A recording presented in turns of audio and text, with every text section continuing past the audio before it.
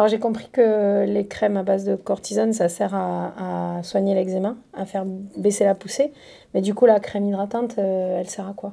Alors la crème hydratante, elle va permettre de restaurer la barrière cutanée et en mettant régulièrement, vous allez espacer les poussées. D'accord, mais en général, moi, quand j'en mets, ça pique, ça brûle.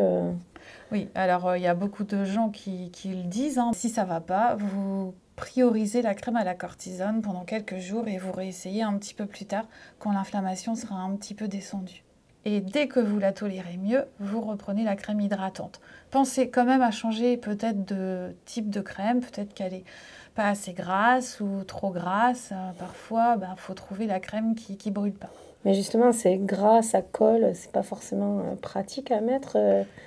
Oui, oui, c'est sûr, c'est d'où l'intérêt d'en essayer plusieurs pour trouver la texture qui vous convient.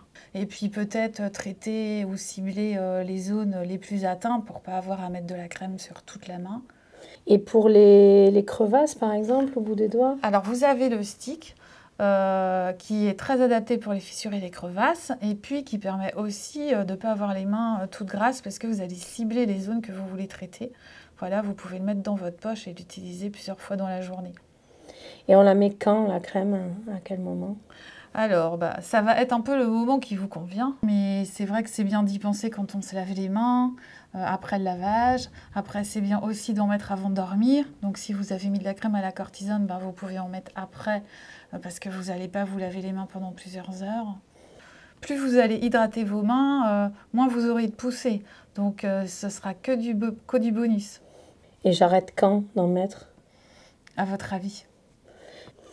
Bah, je suppose que il faut en mettre assez longtemps, mais quand la peau, elle redevient un peu lisse, un peu douce comme ça, on peut peut-être espacer. Oui, c'est sûr, vous serez tenté d'en mettre un peu moins quand les mains seront moins sèches, mais restez quand même vigilante parce que l'eczéma, il y a de la chronicité et donc faut quand même continuer à prendre soin de ses mains, même quand elles vont bien. Pour protéger. Ok, merci.